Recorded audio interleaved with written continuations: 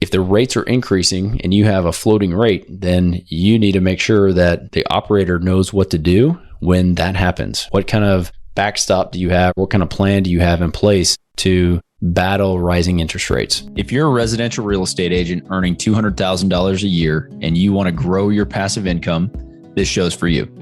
Learn the secrets other agents use and hear from experts in our field in order to guide you along your journey to investing in assets like apartment communities so that you can turn your commissions into cash flow. I'm Randall DeCleared. Let's go, baby. All right. Welcome back to another episode of Agents Building Cash Flow. Really excited for this week. We're going to continue on with our series asking questions about how syndications work or working with a syndicator. So as you recall from the last episode, we were talking about some of the questions you should be asking any syndicator that you are looking to invest with so that you are protecting your capital and making sure that you're going to have a good outcome, right? That is the whole idea. You want preservation of capital, you want your returns, and you want to be able to, what we are trying to do are double our money in 5 years, allow our investors to own real estate without having to do any of the work and get the tax benefits. And that's really what we're driving at, right? And so to do all of those things, you should, and to feel comfortable and confident doing those things with people like Ridgeline, then you should be asking certain questions. So again, follow along. Last week, you can listen to those. This week, we're just going to continue along. We're going to ask some questions, relatively short episode this week. Again, probably 10, 15 minutes and just a quick hitter so that you can get some of these questions, make sure they're in your tool bag when you are going out and looking for some investments that you can put your money into. All right, so let's get into it. The next thing that I've got on here is, do you hold an operating reserve for this property? If so, how much? All right, so an operating reserve is an amount of money that you or we just keep in our operations account, just like any business, to have cash in the bank for whatever reason, right? So we have a line item on our budget, which is our capital expenses, and that's the amount that we typically will have that we are, fixing the foundation, fixing the roof, fixing the parking lot, whatever it is, that's coming out of that account. However, we also have an operational reserve, and that is recently what happened with a lot of properties. The interest rates were increasing, and there's been a lot of bridge debt, which just means that floating rates on some of these properties. And a lot of operators had rate caps. I feel like I'm getting way in the weeds here, but they had rate caps on deals where as the interest rates were climbing, if you got a loan that was a 3% rate and then it increased with the rising interest rates, they would cap it at 5%. Okay, so now you went from your cash flows decreased by that 2% spread in the interest rate because now your interest that you're paying just went up. So if there is no money in the operating account to cover that, then you may have a problem with your budget, right? And so that's one reason to have. There are plenty of other reasons to have operating reserves. If you have to bring on any contract services to fix an AC unit, right? It's not something that you had foreseen. Boom, you need that money there. So we typically keep about 3/4 of operating expenses in the operations account. I'll have to go back and look at that, maybe 3 months, but yeah, definitely have money in the account to cover any of those unforeseen expenses, right? It lets you sleep at night, operate better. Have you completed your appraisal and what was the value? It's a good question. Syndication, typically you're raising money for a single deal, like as it is coming up. And so as an operator, we'll go out, we'll have it under contract. And then once it's under contract, we are kind of raising money at that point saying, hey, we need a $5 million raise. So this is a good question if there's already a property that's being presented to you. Sometimes we'll be talking to investors prior to having a deal and just saying, hey, if we found something like this, what would it look like for you? Do you have any capital to invest? Is this the type of deal that you want to get into? And this question would do you no good to ask at that time. But if there's an actual deal that's been presented to you, you want to know. And just as an example, we've got a deal in Atlanta that we are closing on next month. And 176 unit deal, we've got it for 19.2, and the appraisal came back at 20 million. So we already have $800,000 in equity on that property. So it's fantastic to know. And that's a great question. If you're investing in that deal, you know that you just got an $800,000 bump in equity. We were all very excited. That was great. So it's a good question to ask. Another question is, what kind of financing are you getting on this deal? That is a very nitty gritty question, right? And if you're not a finance person and you're not a debt person, you don't really know how that works. I don't know that this question is great for you, but to explain some of the different types of debt, maybe I'll go into it on another video, but there's bridge debt, which is kind of like a hard money loan if you're used to that on the single family side. And agency debt is like Fannie, Freddie, and that's long-term fixed rate sort of debt. And then there's like mezzanine debt or secondary. You can assume people's loans. I mean, there's all kinds of different ways that you can structure these deals. And so I guess the big thing or the big reason this would be important is if you're getting a floating interest rate on a deal, kind of like what I just talked about, I think on last episode about if the rates are increasing and you have a floating rate, then you need to make sure that the operator knows what to do when that happens, right? What kind of backstop do you have, or what kind of plan do you have in place to battle rising interest rates? Okay, well, we bought a rate cap. All right, cool. So that means our rate's only ever going to go to 5%. We've underwritten for that. We know that that's a possibility and we are covering ourselves. Okay, great. Other than that, again, it's a very detailed, high level question that if you're not working on this type of investment day in and day out, I don't know that it'd be a question that you would necessarily need to ask. Let's see. Next question. How long is hold time for this property and why?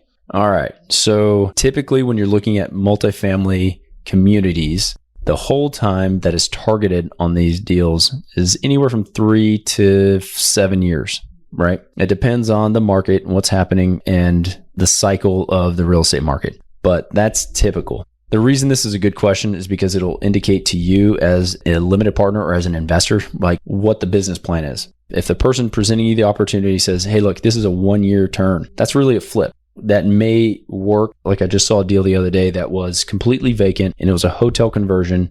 And so you may be getting into that deal and converting it from a hotel motel to an apartment complex, leasing the entire thing up and trying to get it stabilized within, 12 to 18 months, depending on the repairs and how the conversion works. If it's already set up to do it, it may be fairly quick, right?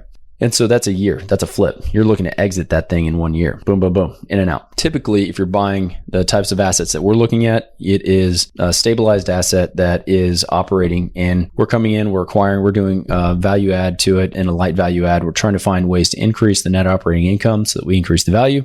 And then we're going to exit in year 3 to 5, right? That's kind of typical. And so it'll give you an idea, knowing the exit timeframe, what type of deal that it is that you're looking at. Happy to dive into that in more detail. If you have questions, shoot me a comment. Happy to go over all the different types of hold times and why some of them are valuable. Another one I didn't mention is 10-year holds right now in opportunity zones are a fantastic investment because of the tax benefits you get from that. Again, another conversation for another time, but that's why a 10-year hold may be something that is being presented to you right now. So this show is sponsored by Ridgeline Investment Group. Ridgeline has a track record of transacting more than $53 million in assets throughout Texas. Ridgeline is currently looking to acquire 100 to 200 unit Class B multifamily communities between 5 and 20 million in San Antonio, Temple, Waco, Tyler, and other secondary markets in Texas. To learn more about Ridgeline Investment Group, visit www.ridgelineig.com. Do you plan to refinance, get a supplemental loan, or sell as your liquidation event? Okay. There are multiple ways to get out of a deal or to have a liquidity event on multifamily, right?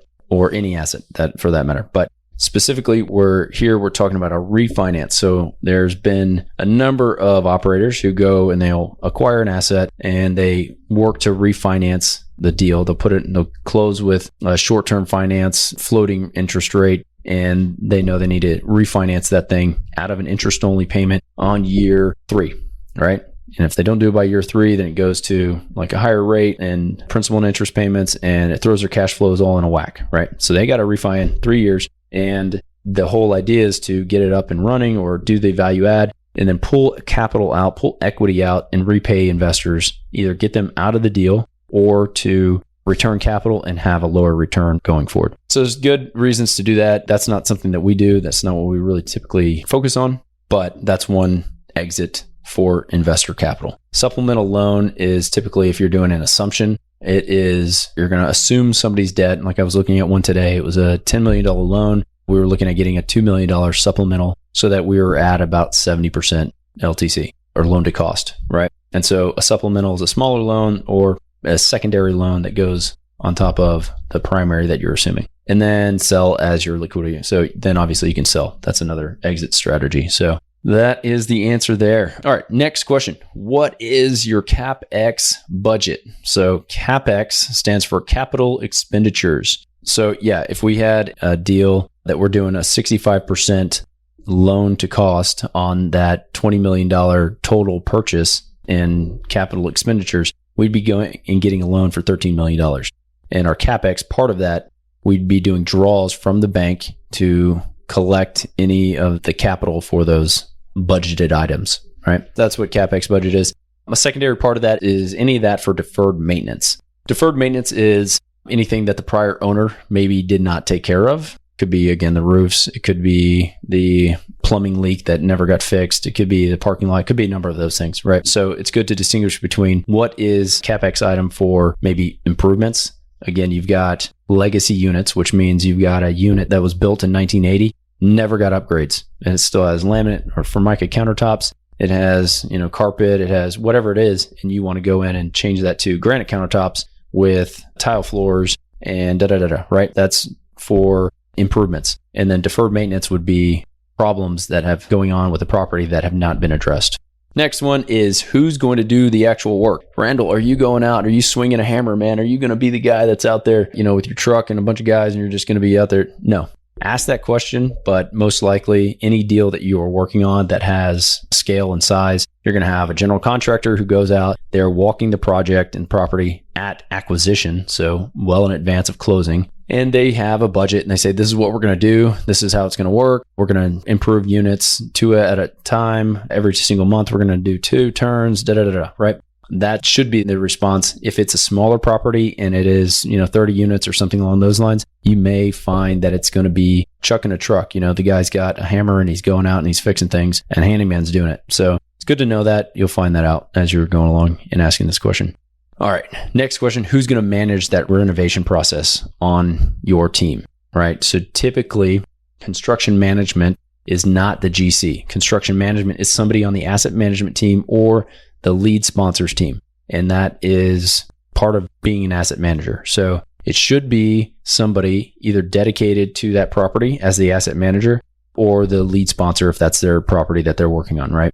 Definitely know the answer to that question, because just like property managers are there and they should be doing their job, doesn't mean that they're doing it right, or doesn't mean they're doing it the way that your business plan calls for, and you need to be on top of them. So as the asset manager, we are constantly on top of our people and we are reviewing the construction bids and making sure that we're on budget. That is our responsibility. Okay. All right. And next one is same vein, same line is who is the asset manager on the deal and what is their experience? So you can hire third-party asset managers to come in and run your asset, just like you can hire property managers to do that. We don't do that. We in-house asset manage, and we have people on our team who are experienced in doing that. And so it's good to know who is running the asset, right? They are the person who really is making the decisions day-to-day basis of what's going on there. So yes, definitely ask that question and know who's running it.